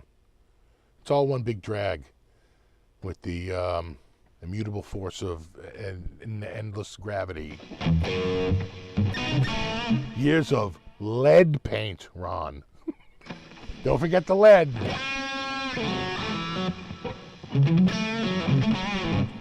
But you try to nail a bit of spongy in there. It could be, but then you can just put a board in. Usually, you can slide a board in right next to it. Right? There's going to be some sort of horizontal board and some other vertical board, right? There's going to be a joist going in, right? And there's going to be a vertical board at the end. You just stick another board in. It can be done.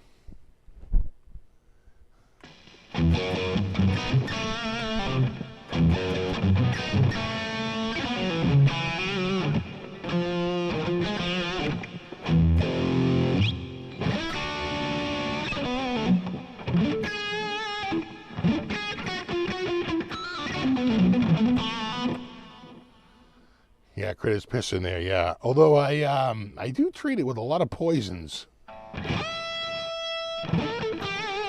I'm so worried about an insect infestation in there that I treat it with some pretty strong stuff, man.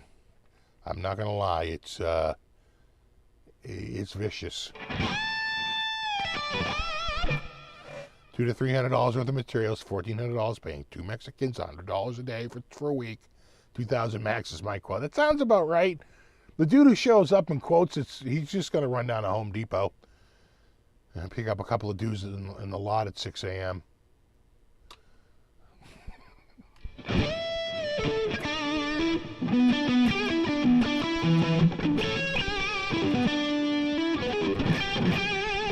I know exactly. You got this. Sure.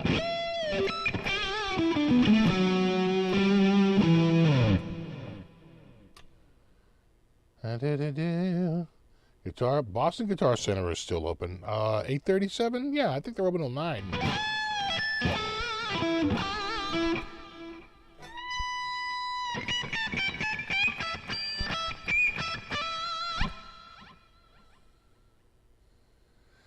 Quit using pesticides after your cat's got cancer. Well, I don't spray in the house, only outside, and my cats don't go out. So I'm hoping they're going to be good. But, and the stuff I use doesn't have, mammals lack the neural receptor that it attacks. If you have enough of it, it's toxic, but it takes like a quart to kill a mallard. It takes 15 parts per billion to kill an insect.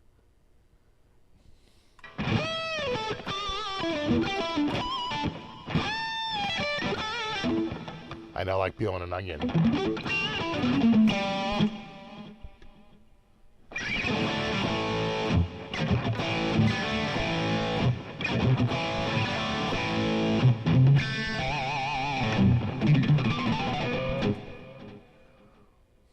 Well, that's what I worry about, Tony. I don't worry about it collapsing from water. I worry about it collapsing from heavy snow, right? Weight on that is so heavy and so strong that would do it. But again, the inside it feels like the inside beams are pretty strong still.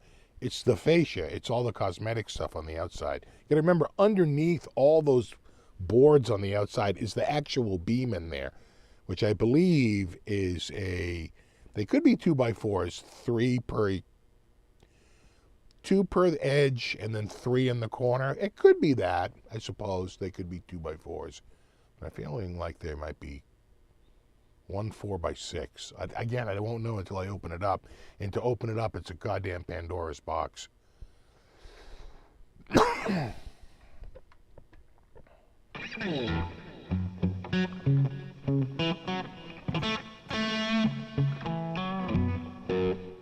Got the Termidor stuff you recommended. No bugs at all. Yeah. No, Termidor doesn't fuck around. It puts a serious hurt on any and all. The thing about Termidor is that it's the only thing that really works with ants, certain ants and termites. Termites because you can't get to them, and ants because ants are really good at avoiding danger. They have really good detectors. So all the other stuff, if you have a real bad ant problem that nothing else works on, sometimes the only way to fix it is with Termidor. And of course, termites. That's why it's called Termidor, because it's for termites. You can't get to them. Is Termidor safe for pets? Yeah, but only when used as directed.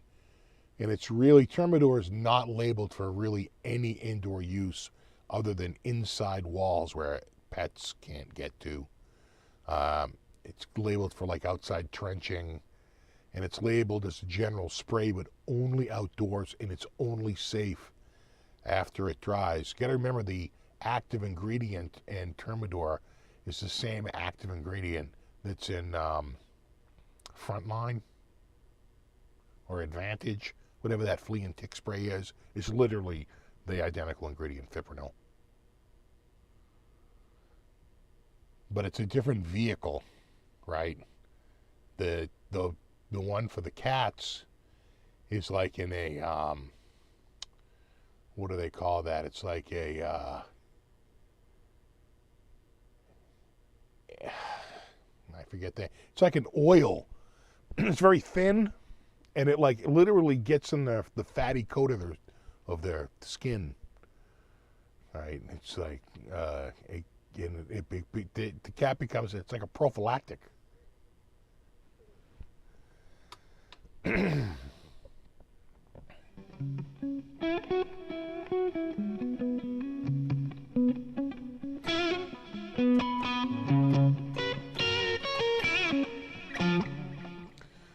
Yeah, termites are more of a southern thing. We don't really have them in New England either.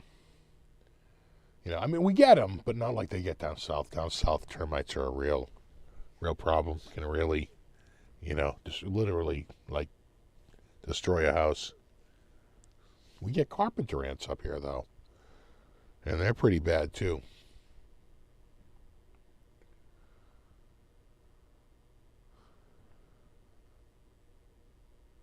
We also don't get like fire ants up here, which don't sound fun.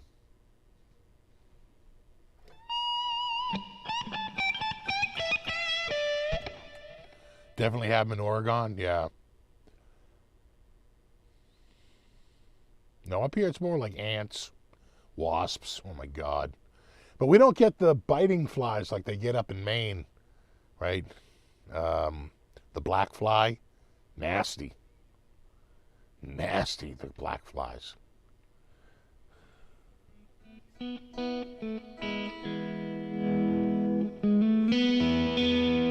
have carpenter ants in Canada. That's what I had here. They damn near destroyed so many things. That's why I have to do my back porch. It was destroyed by carpenter ants. I killed the carpenter ants, but the damage is done.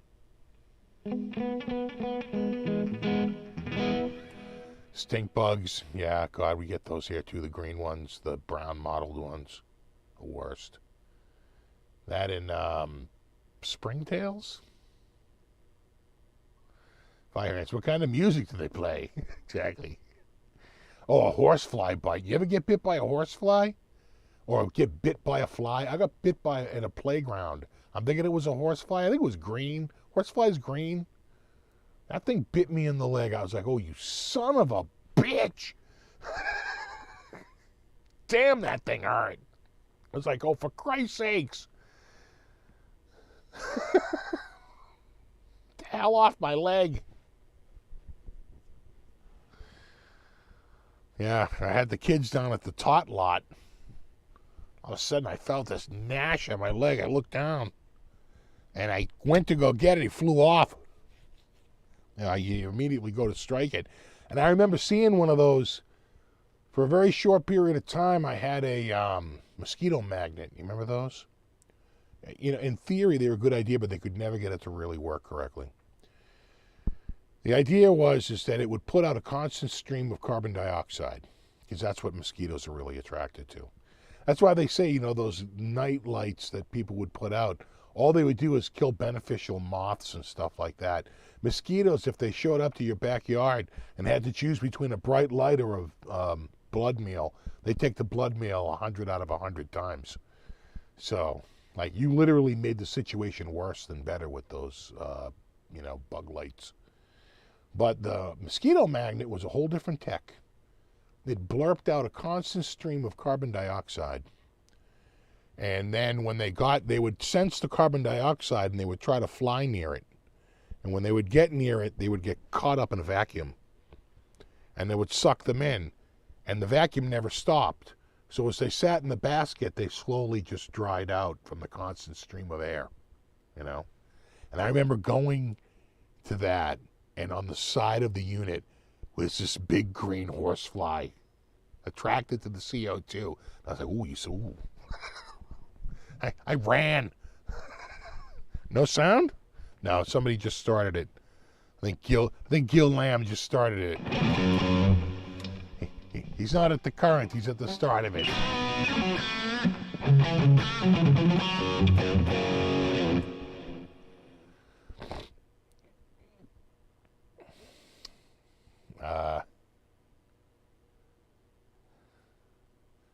Oh yeah, 99% of the time a shark would eat a lion. That didn't go like you planned now, did it? What did I miss? Everything. Practically the entire show.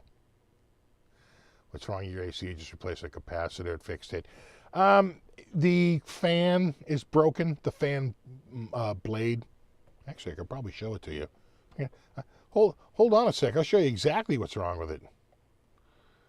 Let's see here. It would be right around a little bit past this in time, somewhere around September. Yep. Right there. Look at this. First of all, look at this giant stupid ass rod. The old one ended like right here, okay? Plus this enormous motor. You can see there's the mark on it. This is what the dude, he goes, oh, looks like you were whacking it with a hammer. I'm like, that was your cousin, you goddamn ass. I think that was you doing that, dummy. And then you can see that it just broke off. So this spins just fine. This not so much. You know, nice work there, kid. Don't quit your day job. My day job is HVAC. Uh-huh. Again. We'll always have this to remember him by. So I got to yeah, and then here's the motor he put in. If you look this up, right? If you look this number up, the big selling point is works with, you know, wide variety of models. Good truck motor to have in the back of the truck in case you need to swap out a motor at any time. But like I said, it's 1.5 inches taller, the casing, than the old one. So it's that much farther away. No matter how much he puts it up on the shaft, the motor casing is 5.5 versus 4. I remember when he was putting it in, I'm going, oh, that motor looks bigger. And they're like, oh, no, it's fine. Okay. It wasn't. Exactly, Bill. Universal.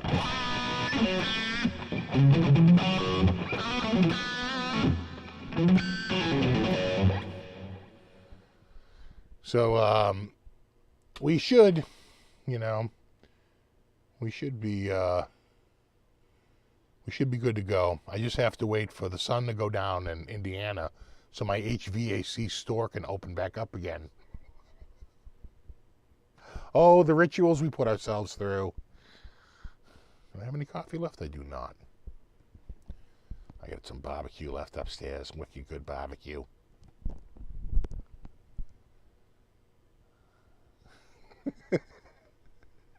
He only showed up with one tool, a 5-pound hammer.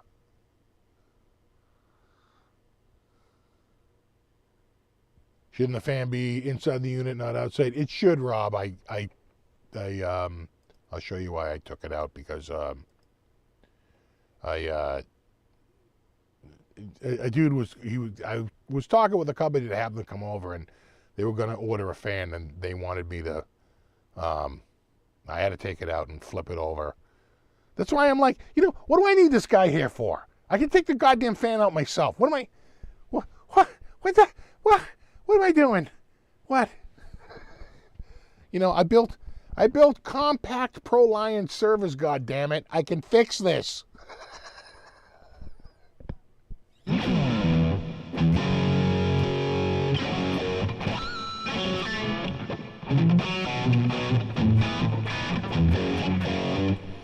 Oh yeah, Crowley just sold a guitar today. Nice. Exactly.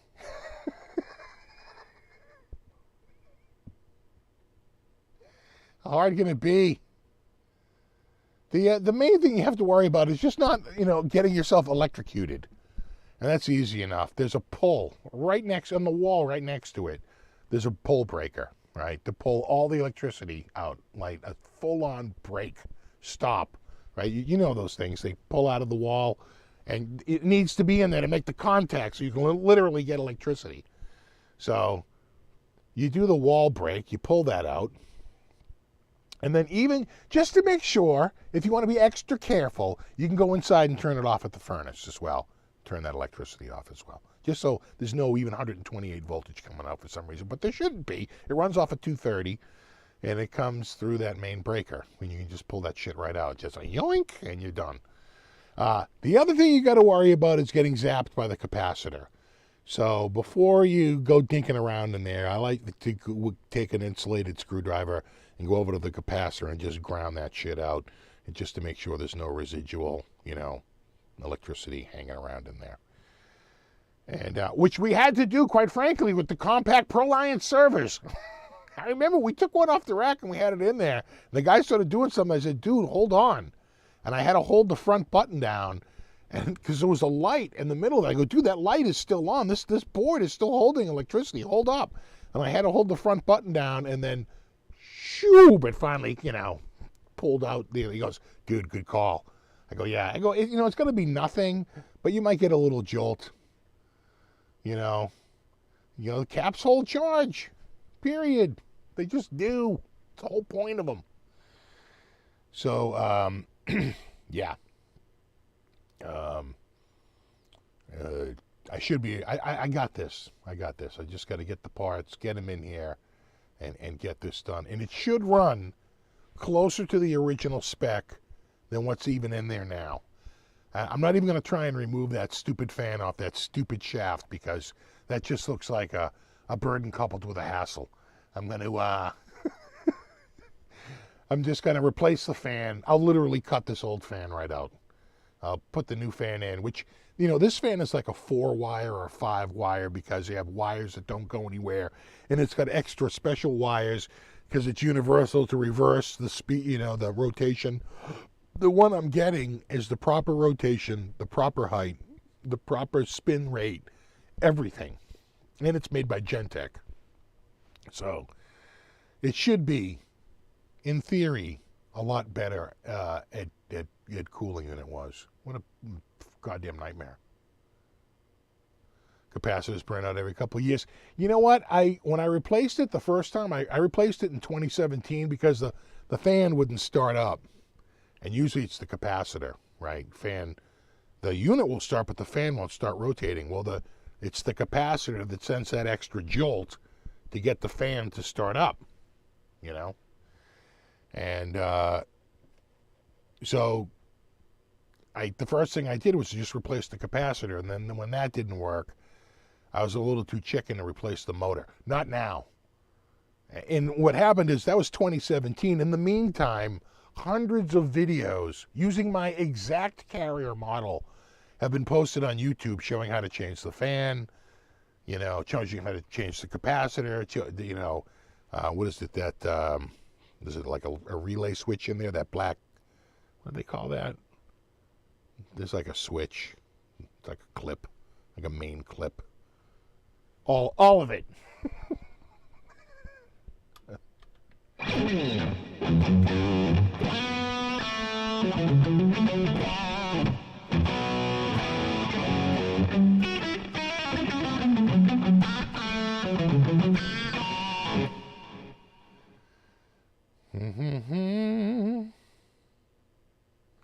Yeah, right. Symmetry relay, start relay, exactly. Yeah, the relay, exactly what it is.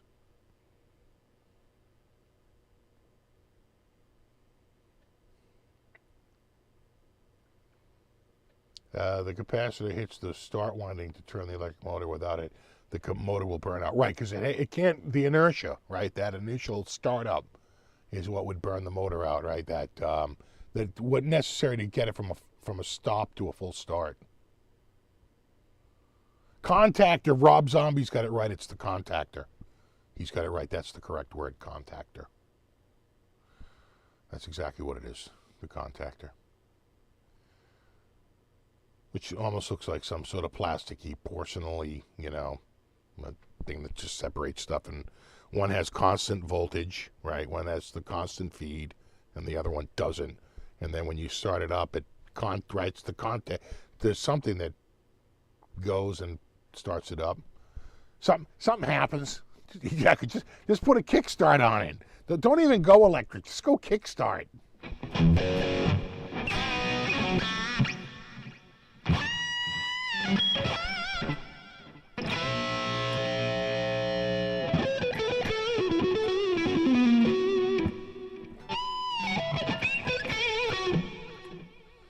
When you're discharging the anode of the capacitor, just make sure your hand is nowhere near the shaft of the screwdriver. Oh no, I'm pretty good.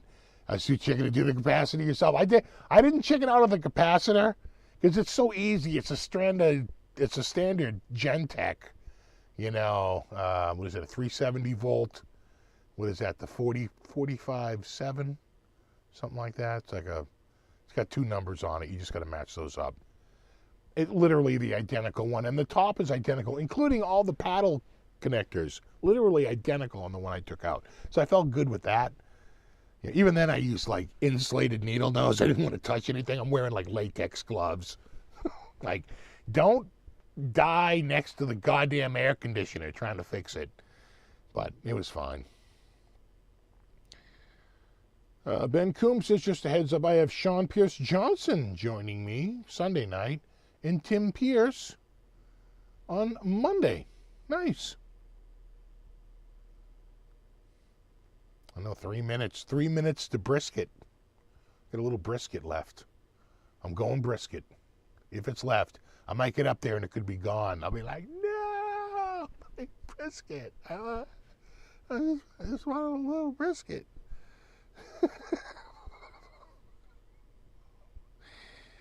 Oh, yeah, busy week. Look at you. No, show did go by quick today. Well, when you're getting into the finer points of air conditioning, HVAC maintenance, time just flies by.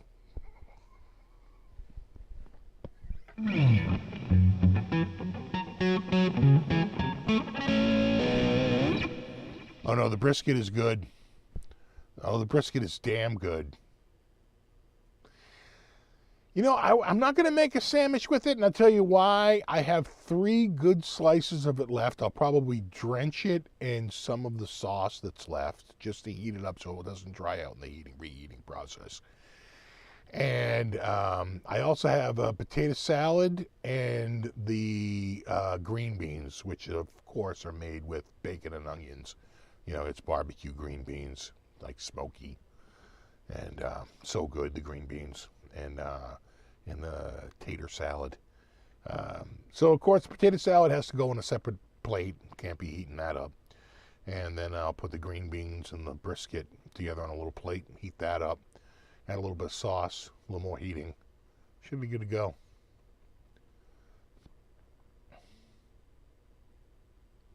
You know what?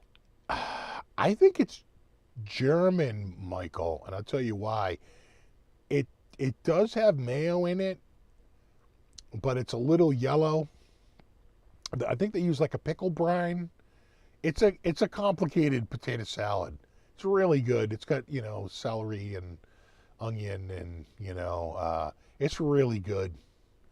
They make a really good potato salad there. But it's not blindingly white.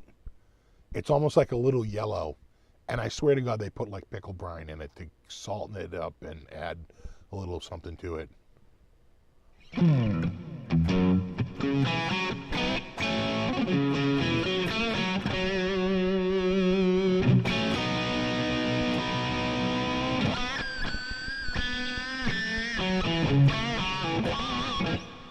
You know, it could be egg-based. It does feel a little eggy. Maybe that's what's making it yellow, is that it's egg-based. Could be. Could be right on that. And it is a red potato salad. I do see little bits of red in there. It's definitely Red Bliss potatoes that they use.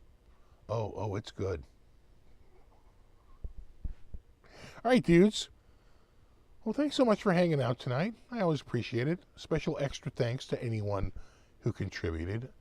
That is always super duper appreciated. And, of course, Brofist to my mod squad. Hashtag mod squad. Hashtag Brofist. And we will do this all again in, like 6 days, 22 hours. We'll do it all again. I tell you, I forgot about the PRS. I really like the sound of the PRS tonight. You know, I think the PRS looks good. I think it sounds really good. And I tell you, I've been liking this. I haven't played this guitar in so long, and I really enjoyed playing it tonight. You might see it again next week. We'll see. Anyway, if you have a guitar to sell, do it now. We're flush with cash. Americans are flush with cash. All right, no, you rock. We will see you. Flame cam, you're right. Let's hit flame cam. Right there. Oh, yeah. That's all the flames. How many flames? All of them. All the flames. Right there. All right, dudes. No, you rock. Thanks so much for hanging out. I'll see you guys in a week. Have a wonderful week. And we'll do it all again next week. And we'll have fun, God damn it. We will have fun. My personal promise to you. All right. Have a good one. Hashtag all the flames. Exactly. See you in a week. And until then, have a wonderful week and rock on. And I'm having that brisket.